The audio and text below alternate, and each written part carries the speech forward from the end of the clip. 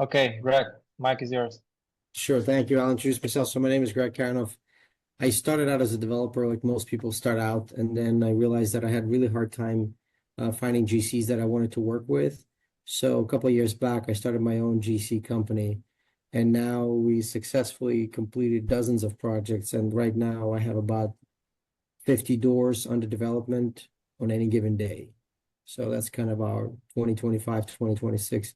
We started out as a single family builder, but now we're moving slowly into multifamily space. We've completed several dozens of single family homes, and now we're trying to venture into multifamily. Guys, we had a major storm in Tampa, Florida in the last 6 months. We had two storms, one after another, and the storms opened up a lot of opportunities. So now, not only that we're going to move into multifamily space, that's the land we own, we're going to develop in downtown Sarasota area. We also sign maybe 25 contracts with owners of the land who want to build on the land that they have. FEMA has this 50-50 rule, so if the damages to sustain at least 50% of your appraised value of the structure, not the land, just the structure, you cannot remodel, you have to rebuild. So in the last 3 months after the storm, we signed many contracts already with people, and people knocking on our door every day. So it might be the case that we stop doing what we're doing now and just solely focus on being, a builder in the flood zone where we just don't use our own money anymore, pay off all our investors, and just focus on collecting cash from customers and just being a builder. So the trend has been sort of superimposed on us by the storm. But yeah, so that's one of the new big things. I'll take over the screen. I'll just tell you a couple of things about us. I don't have the rights to share. Mark, can you I got it. I'm sharing now. Let's see. So that's our site. Let me see if I can.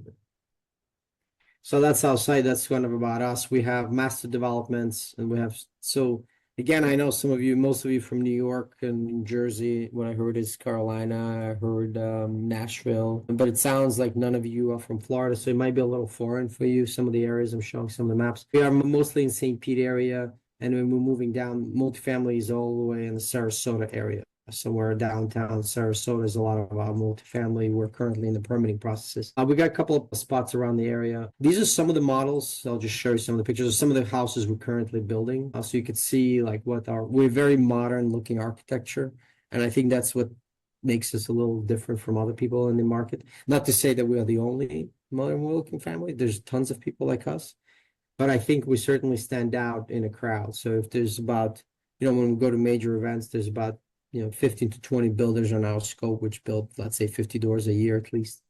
And I think in that space, we might be one of two people who do modern looking structures. Most people stick to conventional. So it's got certain risks associated with it, but there's also certain rewards. And by the way, stop me at any time. I'm not the kind of speaker who just wants to talk. So if you have just blubber something in, and I'll stop and I'll answer whatever questions you have. I don't really have much prepared. Most of our houses between 3,000 to 4,000 square feet. I guess for New Jersey standards, those are big. Is that right? I don't even know much about New Jersey building, but that's 4,000 square feet is a good size. Yeah. We have some that are master developments, so you can see that these are some of the projects. We have Snug Harbor. We own a whole street, so we're developing 7 homes that would look like this. All the projects I'm showing you, they all have permits, or the construction has commenced. So that's kind of what we do on a day-to-day. So that's our bread and butter. Is single family builds. And in the last 6 months, we started several multifamily projects. Hey, Greg. Yeah. I was just going to chime in while you were on some of the pictures there. Sure. Are all those flat roof, or is just the rendering coming in weird? No, some of them are flat roof, some of them are not. Some of them are pitched 312, but because there's a parapet wall, you might not see the flat. So these particular structures, they do have like walkable areas. That particular property is actually interesting enough. I'm going to see if I can,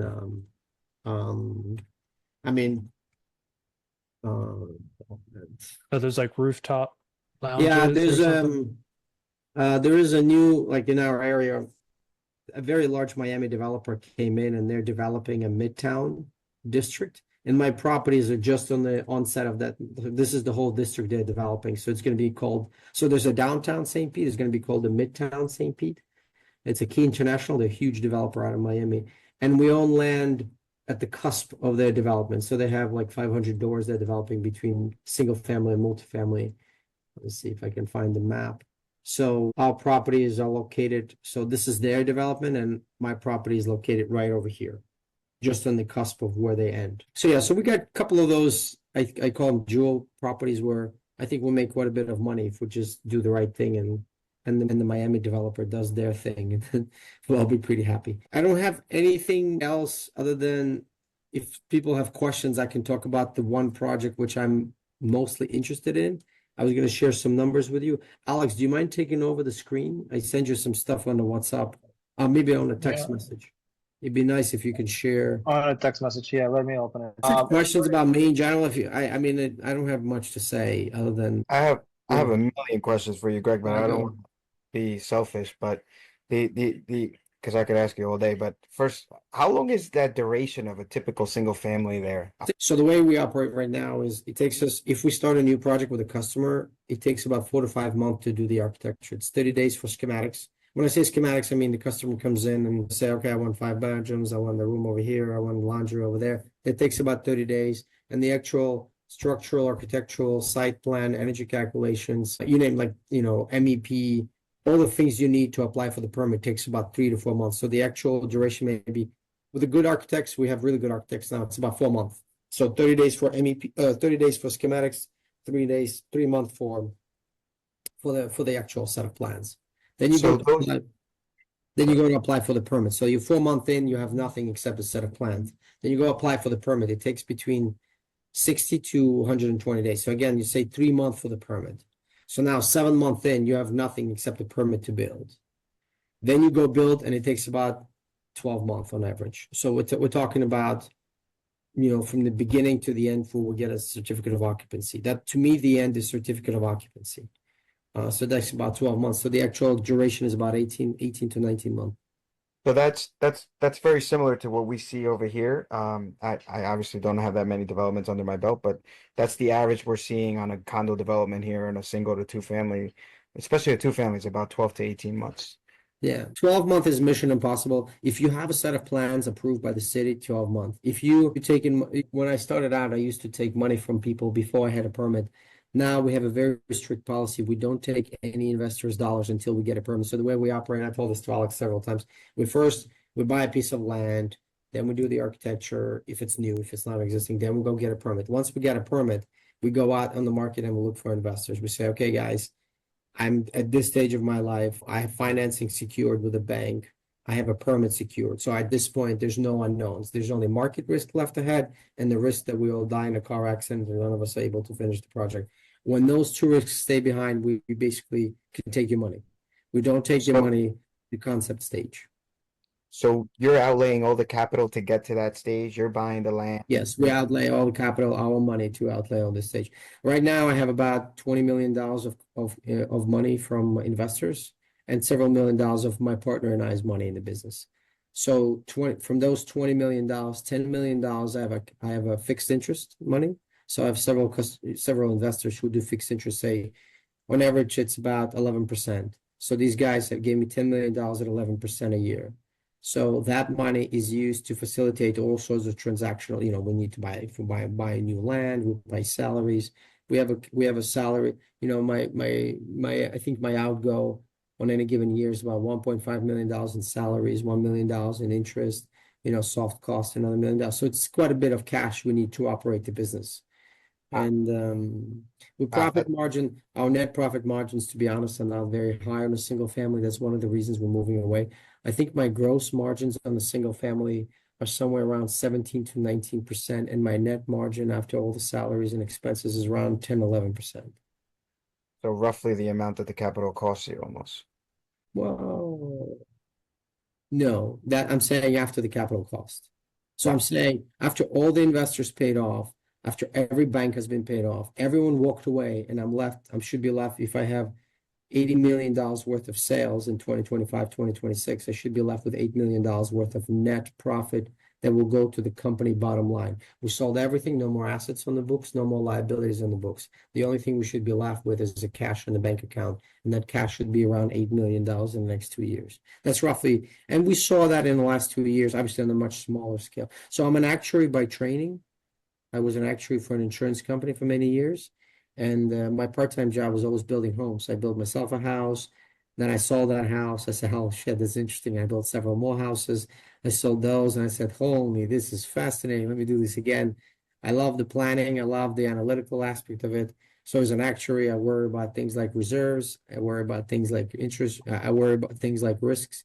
I used to build risk models for insurance. I worked for New York Life, for General Financial, for Bankers Life. I worked for several companies as a consultant afterwards. So most of my experience is in modeling and risk analysis. And I took some of those skills over to some of the things we do here. I think I'm a lot stupider now than I was. Was an actuary. I always grew, always developed. Now I look at myself saying, holy shit, I keep going to actual conferences, but it's not helping anymore because I don't do any more analytical work. My boss, who was my boss at my last job, he's one of my investors in the company. So so from time to time, we both say, I say, Tony, I really need your help. So he helps out with some of the modeling pieces we have. Some of the tough questions I have to answer on the risk analysis. He's very good at that stuff. So he's been helping me out. But yeah, so I come as a mathematician, I have quite a bit of years of math background behind me. And so I took that in. Yeah, sorry. So Greg, how many projects you have right now in the stage of your pipeline that will require cash influence? I honestly only have one that requires, because we're very successful in the last 10 years. 10 years. In the last 5 years, we've been very successful in raising capital. I'm going to share my screen for just a second. I know nobody's sharing since nobody's sharing. So this is a software package we use, and I don't know how many times you talk to builders. So these are all my active jobs, except for the one in yellow, because that's 4 jobs going on at the same time. So I keep it as yellow for the next several days, and then we have 32 doors right now in different stages, from being completed at 99% and sold tomorrow, from just breaking ground. So that's 32 doors. And I have 13 doors starting this month. So we have about 45 doors going on by the end of this month. We keep track of, like, if I take a job, I have 6 project managers. Each one gets a certain number of jobs that they manage, and their job is to, we have stages. We have 125 stages before we see if I can hide this. I can see my company. 1 second. I need to see something, but I can't. How do I move this bar? Here we go. Sorry, Alex, I'm going to blubber away if you guys want to stop me. So I have 100. No, you're good. I have 125 stages of the job completing job. That's from the day when we actually receive a permit to the day when we receive a project completion. And then each one of my project managers reports to me on a weekly basis. We sit down in a room and we go through every stage, what are the difficulties you're experiencing? Are you missing a vendor? Have we signed the contracts? I have 5 or 7 people tugged into each project manager. I have a procurement department, and I have a department that does schedules inspections, and I have a department that signs contracts with vendors and finds new vendors for the project managers, etc. So every week we go through it and say, all right, guys, don't forget we have an issue of interior painter hasn't started. Do we have a contract? Yes, it's 50% complete. So that's kind of a day-to-day grind that we experience. So these are all the jobs I have on a daily basis. I don't know if somebody asked that question, or maybe I just kept talking. Hey, Greg. So, question then, can you, I know you went into a little bit of analysis on how big the team is, but can you tell me 2 things, right? One of them is who is on the team, right? I think you listed a couple of departments. I'd love to hear more about that. And then the second one is how you're managing the labor shortage because of everything going on in Florida and with the new administration. So I want to tell you, I want to start for starters. I love following the administrations one after another. I don't care who comes to power. But one thing I noticed that about 5 years ago, Florida passed a law like they're doing on a national scale. Florida did this 5 years ago to deport every illegal immigrant that ever exists in the state of Florida. I look at the reports year after year. The number of deportations is absolutely minimal because those are the laborers that Florida cannot survive without. So we say that we're going to deport everyone, but in reality, we deport almost no one. And I suspect the same will happen on a national scale. We're going to make big, transparente. How do you say this in English? I don't know. We're going to make very big slogans. We're going to scream on every Big announcement. big announcements. Let's deport every illegal immigrant. In reality, none of this shit will happen because we did not see this in Florida in the last 5 years. So I don't Interesting. have any labor shortages. I do Right. when that announced, so the new administration can impact New York, Chicago, maybe San Francisco, but it has nothing to do with Florida. We've been on that. We've been on those rails for a very long time, and nothing came out of it. So It's almost like you saw it coming. That's actually, I never thought of it that way. Right. But okay. And then tell me more about, very interested in, like they said, I can ask all questions all day, so I don't want to hog the meeting, but just what the team looks like, right? You listed several departments, but how many people do you have? 1.5, I think, or 1.3 in payroll. It's huge. But yeah, how did you form the team and kind of scale to where you got? Tell me a little bit more. give me a second. I'm going to share my screen right now. I'm just looking, just put something together this afternoon, so I'm going to share my screen if you guys don't mind. I mean, I think this is the most challenging aspect of a business, of running a business. So this is kind of my work structure. So there's two managing partner. Can you guys see my screen? Yes. And We have Greg, two maybe we you have could two kind of talk managing about partners in the business. So I manage operations, I manage the legal aspect of the business, and I manage the multifamily aspect of the business. My partner manages the finances, sales, and special construction projects. We have about 25 special construction. He signs them up. My team, I have a COO of a company, Margarita. I got several people. I have a pre-construction head, I have construction head, I have procurement department, quality control. Quality control is a general contractor who qualifies the business. He runs around every biweekly. He provides biweekly reports to the business. He raises flags. This wall is not structured properly. We're missing rebars. The structure, he gives headaches to everyone. So that's my. He's very, very good at his job. I value him quite a bit. He makes quite a bit of money. We have a multifamily aspect. We hired a very young German guy, not hired. We got him into the business. He brought a lot of land to us in Sarasota, and we made him a multifamily partner. His job is make sure that the entitlements go successfully, all the permits finish on time, because it's very difficult. It's not just building multifamily. The most time you spend is not in building, is getting all the entitlements and all the people. And I have an attorney who reports to me, is Matthew Sullivan, is our company attorney. On the finance side, we have a vacancy now for the CFO of a company. So we interviewed several people and we picked one candidate. We had a guy who was our CFO for a while, but he's in Ukraine and he joined the war 3 months ago, and we lost him. So we've been kind of without a CFO for the last 3 months. We have a financial controller and accounting. We have several businesses, not just a construction company. We have a remodeling business as well. So that's under my partner's wing. We do a lot of remodels around. We are the sole provider for the state of Florida for ADA compliance. So we do quite a bit of work for the state of Florida. And we also do a lot of remodels on the market as well. He's got a sales team where he signs a lot of contracts, and my operations, my COO, so she has pre-construction department, procurement department, and quality control, and these are the people that we have in each department. Each person is responsible for a series of projects. Some are only 2 left, and some people are new. This guy's new, so we'll give him 2 projects for the next 30 days and see how he performs. Yeah, I mean, that's just something we worked on today. I hope this answers your question. Right. How long did it take you to grow to such a team? It took us, honestly, it took a lot of money, a lot of efforts, a lot of patience. And the team keeps molding. We stopped worrying about individuals now. We just write job descriptions and fill with Indeed. We go in and market and find quality people, and it's not that difficult anymore when we have a system. When we didn't have a system, it was a mess. We had really hard time. We were like moms and pops, and now we're sort of entering a scale where we can compete with mid-sized developers in the Tampa Bay area. Like, we go to all sorts of builders events, and I meet my peers, and it turns out that our volume most of our homes are $1 million plus.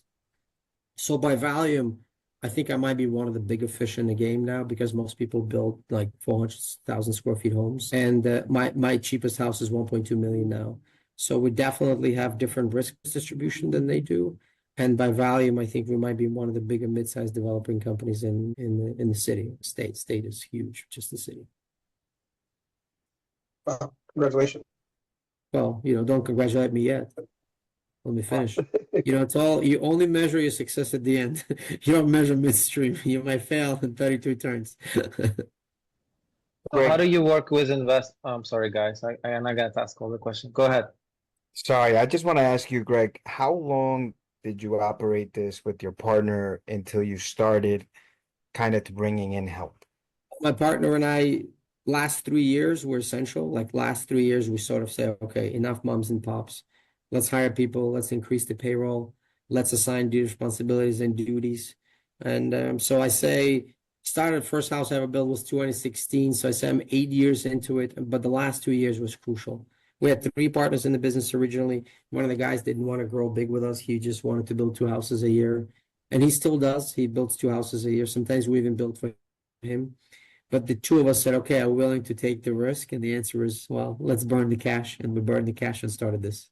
But it takes a lot of cash. So you just have to wake up in the morning and say, okay, are you willing to put, you know, $1 million, $1.5 million where your mouth is for the next 2 years each? We shook hands and we move forward. And you said $1.5 million because that was what your payroll was going to cost you until you get Yeah, some. we estimated our payroll is going to be around $1 million to begin with, about $1.5 million in the midstream, and may grow from there on. I don't know, but we agreed that each one of us puts, you know, $1 million in the business, and then another $500,000 from the proceeds for the next 6 months of all the earnings we'll get. And we did that. We put $1.5 million each, and we moved on. And I think we burned through most of it by now, so we're probably bankrupt. But yeah, essentially, if I wanted to stop today, I'll probably be like, oh, it didn't happen. So if you congratulate me today, it's too soon. You have to congratulate me at the end of 2026 when I stop using my own money and start using only customers' money or your money for that reason, but not mine anymore. I'm just kidding. Don't congratulate me yet. How did I'm curious how your capital raising looked in the beginning versus where it is today? Was it kind of the same rates and terms that you were offering to investors the whole time, or has it changed over time? Yeah, I really haven't changed my investment. We had very similar investment options from day one. The only problem was I used to promise the different things to different people. And my partner is very good. He comes from a big bank. He used to be a debt collector at the big, like at the Citibank. He had like hundreds of people under him, and he collected, you know, hundreds of millions of dollars in debt. And one of the things he said, we have to promise the same thing to everyone. And that was one of the big changes we implemented. We basically have one program now. No matter who you are, even if you're my brother, doesn't matter. You're coming in at the same rate as everyone else. You know, we have a preferred rate that we pay to our customers, and we have a part of equity that we pay to our customers. And I'll take you through it in a minute. I'll show you what one of our projects looks like. And that's pretty much. And I think that once we equal out the field, it became much easier to have communications. I didn't have to say different things to different people, and that's kind of essential to us. That was a turning point in my head for sure. If there's no questions, I can show you one of the projects I need financing for.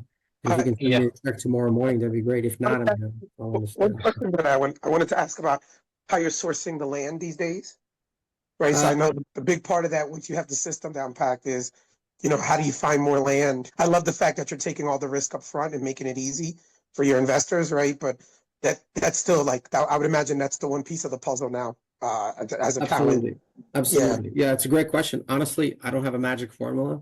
Every day I'm on, you know, like you imagine most of you are, I have dozens of distribution lists I go, and my partner's in charge of sales and acquisitions.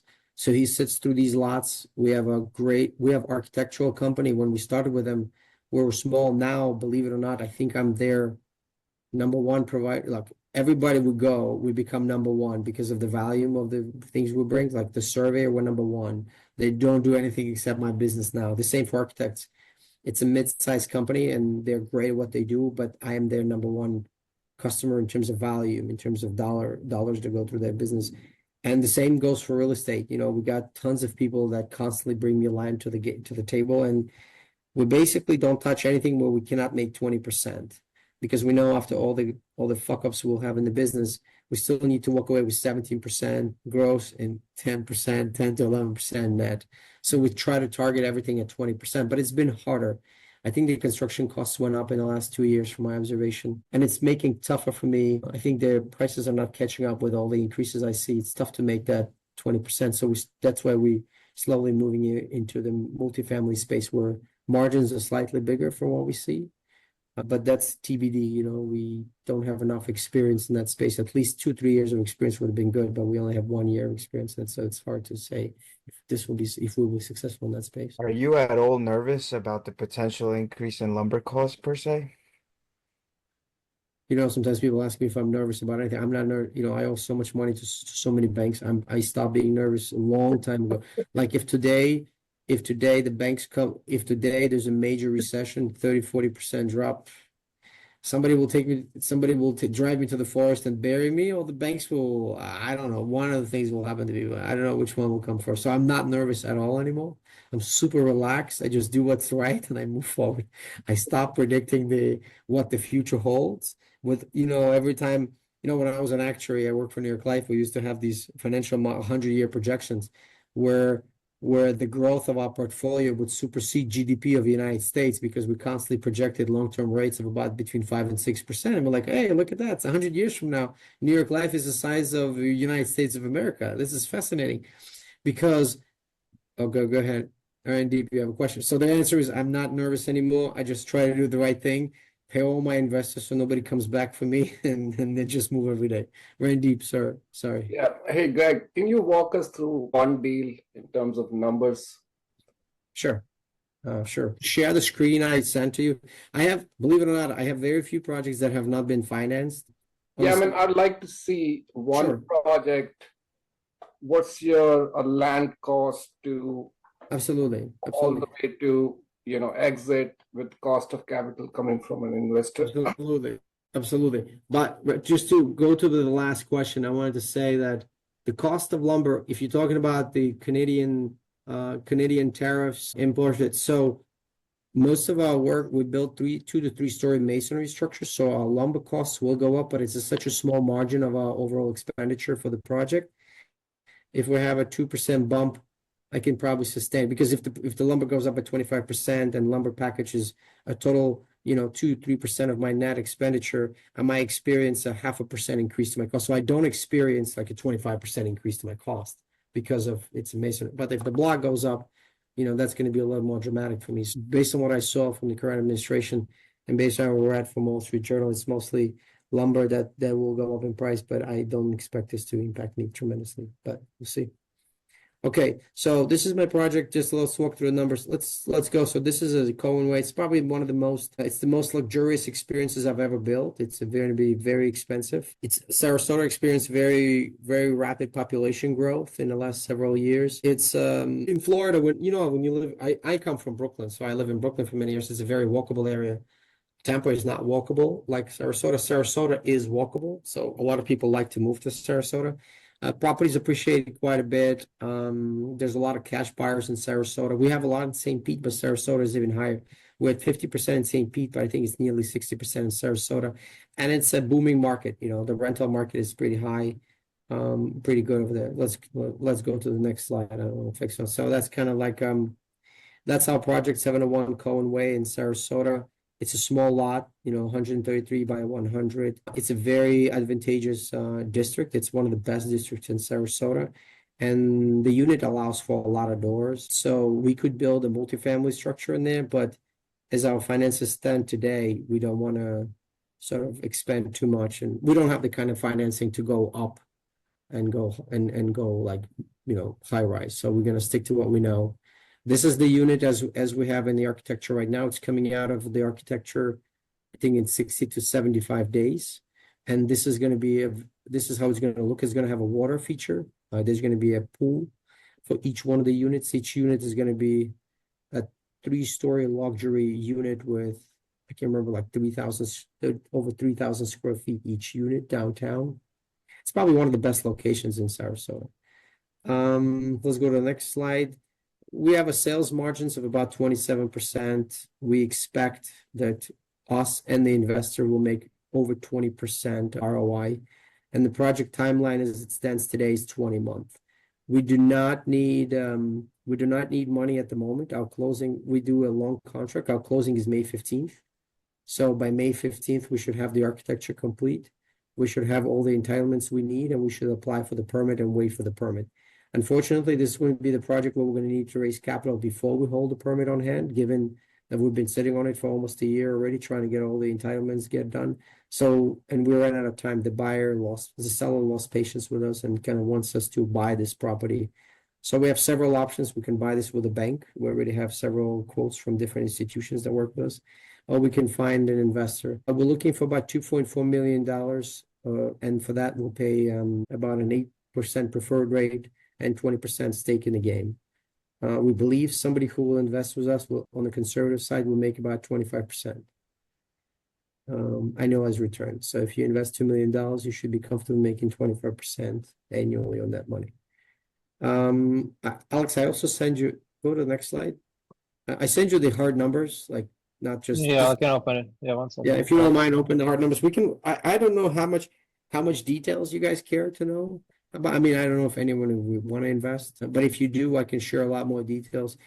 What I do. Are you raising that capital in chunks, or are you looking for a one-off investor at 2.5 million? I mean, ideally for me, it would be one relationship to manage and one investor. So you come into me and you say, all right, it's Greg, it's you and I, you do all the work. I come in. Ideally, it's one investor, but I don't think we can get to it with one investor. Just so you know, most of my investors are friends and family. I have very few dollars outside of people I know. I have very big network of friends. You know, I made a lot of friends in Florida over the years. I've been here for almost 20 years. And yeah, I got a lot of friends and they're all giving me money, and we keep working with the money of people I know. And same for my partner.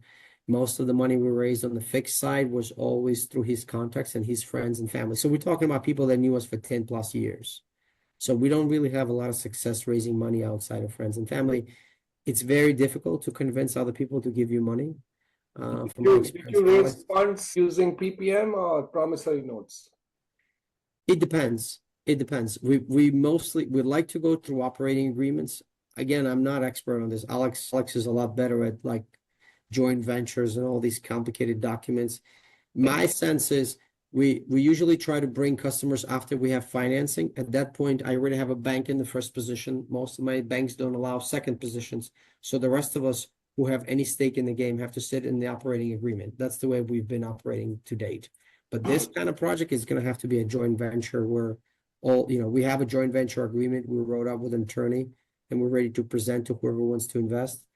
Yeah, I mean, at this point, the banks will give us, I think, about 70 or 75% of the money. So if we don't find an investor for this deal, we will go with a bank, come up with the rest of the cash, and have no investors other than the bank who will sit on certain, who will sit in the first position. In the end of the day, we still need investors, and we have to wait until we get enough cash in our business again so we can buy off the bank and get, the bank will just provide a bridge loan until we have all the permits on hand for about, say, 4 or 5 months.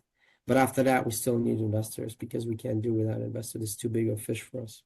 We have about $1 million, but if we use it, I think we keep reserving about $1+ million, but if we use our reserve, we won't have money to survive. So it's a very tricky situation. We need investors, Dan.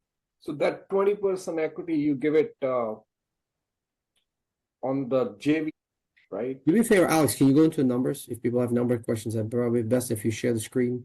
Yeah, sure. About each cost, like how we estimate the costs and where we see risks and what the payoff should be. All right, let's go to the top. Do you guys care about this level of details, or we're just having a general discussion? Yeah, no, everyone here care. Everyone is very detail oriented. Okay, very good. So obviously, Alex, you can share this with anybody. You can share both files. I send you to the group afterwards. That's fine. People can ask me direct questions. So the lot prices, the purchase price for the land is 1.5. If you open the appraisal, I think the land appraises a lot more nowadays. So I think on day one, whoever comes in with us, because we've been sitting on that land for a minute, and then the buyer misunderstood when he sold it to us. So it truly might be worth over $2 million just the land itself. So we have quite a bit of equity there on day one. Architecture, it's about $400,000 plus city fees. Underground utilities are about $450,000 as it stands today. Landscape is about $400,000. Pools and outdoor kitchen. There's a lot of amenities on these properties, so they're about $400,000. Driveways and elevators are now $300,000. So the total soft-end additions about $3 million. Vertical construction hard costs are about $6 million. And I can provide the backbone for that number as well on a separate. If anybody's interested, I can send you sort of high level of how we got to that number. Then we go through all the fees that we usually experience as origination fee, interest we pay to the bank. On average, on a single family house, my hard money lenders charge me about 11%, and my net rate for a project usually about 7.25%, meaning you only pay interest on the amount of dollars you drew. So on day one, you draw zero, so you pay no interest. On month two, you drew $50,000, you pay interest on $50,000. So if you think of I think in mathematics we call it the cost of money, or the I can't remember. Weighted average cost of capital. Yeah. Average cost Yep. of capital. There you go. Thank you. Average cost of capital is 7.25, and I think we use that logic to add interest to estimate the $6,600,000 here. Then we have several insurances we need for this. Alex, can you move on to yeah? We have insurance costs. Land financing, preferred return. I think that's where the 8% is. I think that's where the 8% sits for whoever. And then we have project management and builder fees. So we're going to charge a fee, a very nominal fee, to get this project going, and that's going to cover all our administrative project management. And then I think the total project cost is about $10 to $11 million. We've done several appraisals now over this property over the time that we've been under contract. And I think on the conservative side, we're still seeing about $15 to $16 million. So the base, we have three columns. We do conservative estimation, base estimation, and my partner is Ukrainian, so he calls it stretch. I don't have it in my heart to correct him. So I kept it as stretch, even though I don't understand this word myself. But stretch in my means more aggressive. So more aggressive estimation. We're gonna sell this now. Realistic right now, all the agents show us that the sales price is over for luxury units like ours. $1,100 a square foot. But for the base model, we're going to use 925 because we believe in 925. 850, okay, I think it's a good number to look at because it might happen, it might happen. It might be already happening today for all I know. So it's somewhere between $850 and $1,000 a square foot for that luxury experience. We talked to a very good real estate. We talked to many agents, but one we zoomed in on. That guy sells quite a bit in downtown Sarasota. He lives in he lives across the street from that unit. He's very good at sales, man. He showed us closings, like he closes 20 plus like every quarter. Or sorry, maybe every 6 months.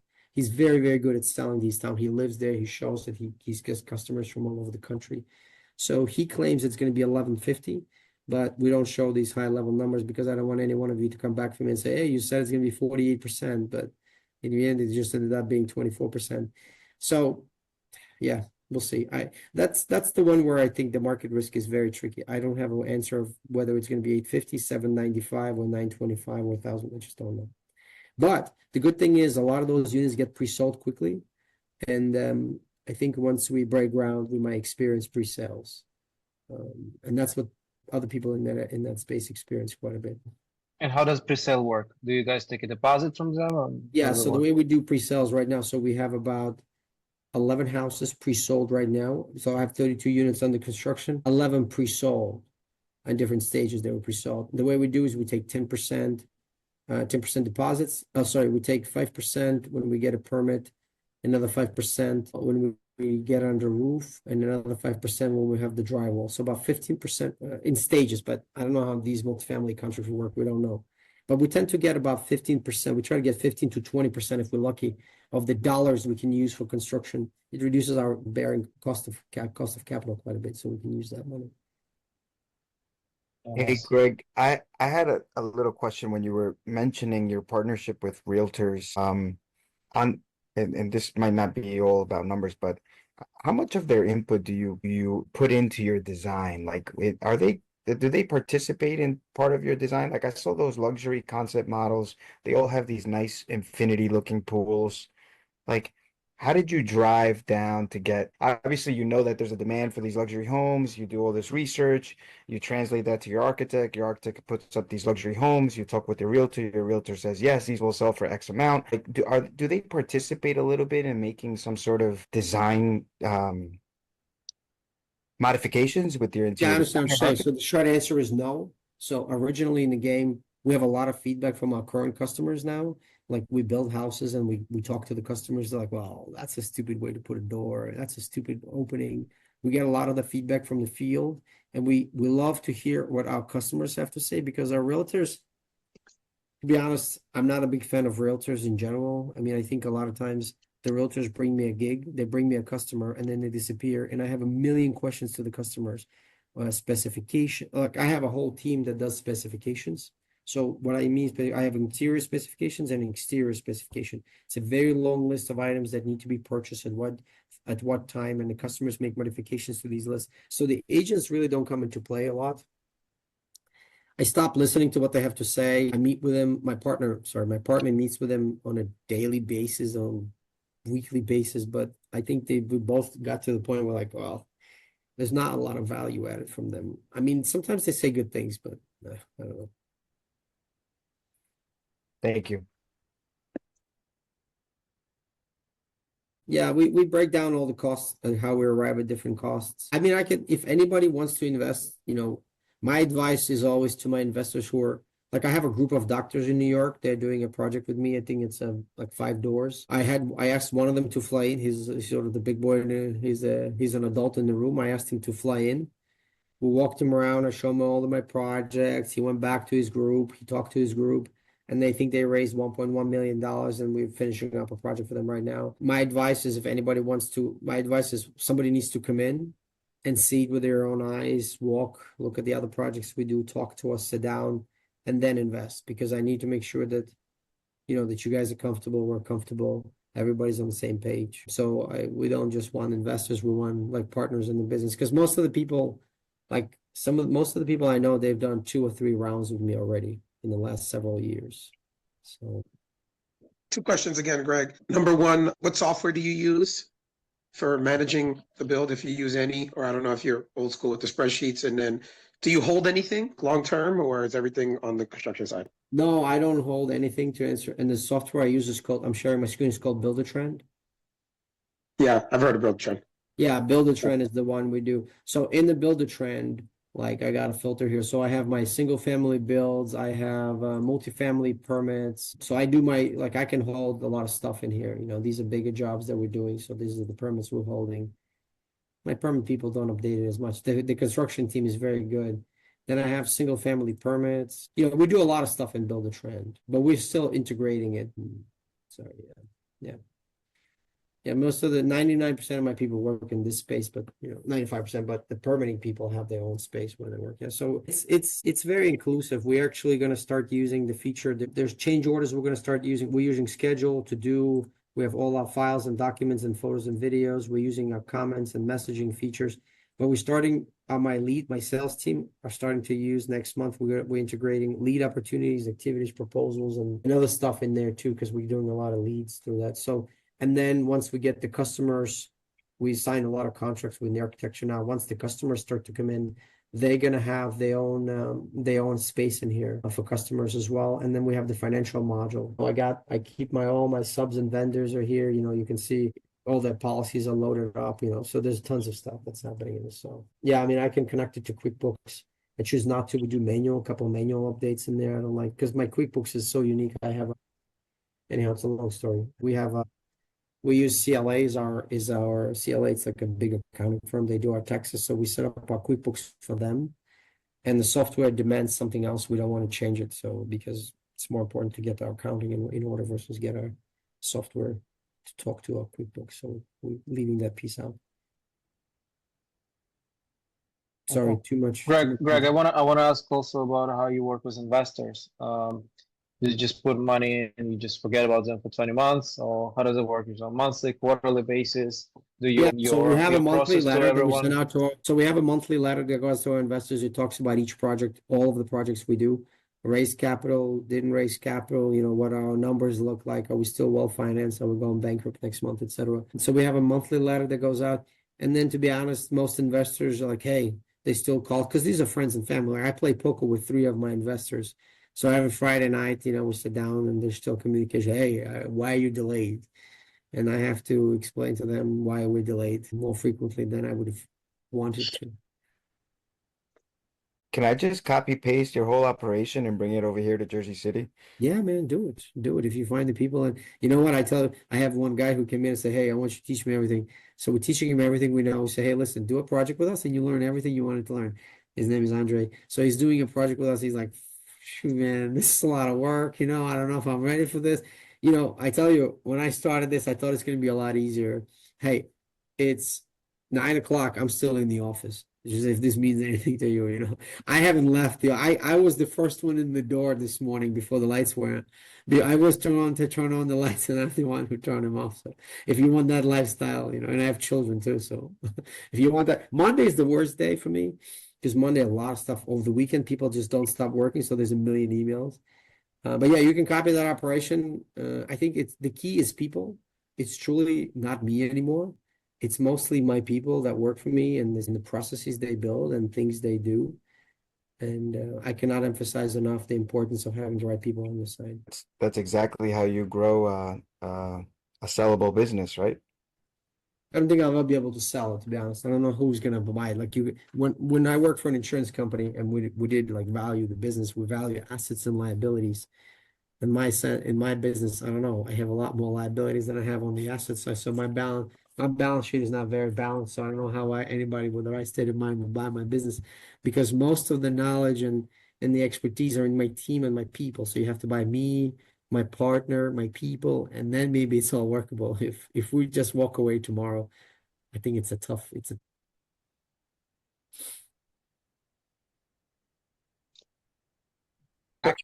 The guys that actually do math for fun, right? Say it again. Say it again. I said, yeah, you actuaries are the guys that like to do the math for fun. Yeah, there's nothing fun about this math I do today, but when I play with other people's money, it was a lot more fun. When I did reserves for an insurance company and I calculate, hey, it's just another billion. What are you worried about? We're fine. Nobody cares. Now, like, what do you mean $100,000? When are we gonna get $100,000? I don't have anybody to call. I'm all in. You know this joke when a pig and a chicken get together and open a restaurant, and pig says, hey, let's do it. We always dreamed about a restaurant. Let's open it. And the pig goes, hey, how do you want to call it? Chicken says, how about we call it ham and eggs? Pig goes, sleeps on it overnight, comes back in the morning, said, chicken, listen, I thought long and hard. I don't want that restaurant. And pig goes, why not? He goes, because you'll be participating and I'll be committed. So that's the same thing. I'm not participating anymore. I'm committed. So those numbers are not fun anymore. Those numbers are brutal reality for me every morning. Awesome. Greg, thank you so much for coming Thank up. you, I guys. think we're at 1 hour mark.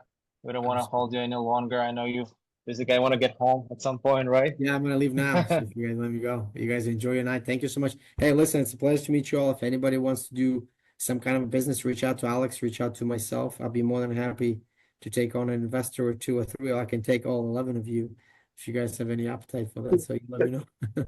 Thank you so much for being open book, man. That was really Thank you guys. Let me know if you have transparent. questions. If anybody needs it, just feel free to reach out. We like open book here, truly. We're not trying to hide anything. We'd love to help if we can. Greg, I would fly down and be your project manager tomorrow if I could. Hey, here we go. Here we go. I have one opening right now. I'm about to try to start the same thing you're doing down there. You do that. You let me know. Enjoy your night, guys. Thank you so much. Guys, pleasure. Thank you, Greg. Thank you. Thank you. Oh, good stuff. Yeah, for real, Alex. That was amazing. He reminds me. And he is a really cool guy, and he means what he says. He's open, and he didn't touch it, but he has a few investors in the past that he wanted to learn the process. So they invested with him, they went through the process with him, and then now they're doing their own projects. He's open book. He will show everything. He will teach on the go, and he's a very cool guy. And if you guys want to have his contact, feel free to reach out. I'll share it. It's not a problem. Alex, if you could share the spreadsheets, that'd be awesome. The stuff he had in the chat on the Yeah. Thank you. I'll share both files that he sent to me.